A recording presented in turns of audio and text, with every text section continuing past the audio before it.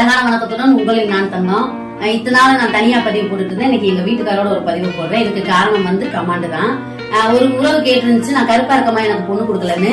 கருப்பு வந்து பிரச்சனையே கிடையாது சாமி, நல்லா வாழ்றதுக்கு மனசுதான் வேணும் அப்படின்னு நான் ஒரு பதிவு போட்டிருந்தேன். அந்த பதிவுல வந்த கமாண்ட் இதுதான்.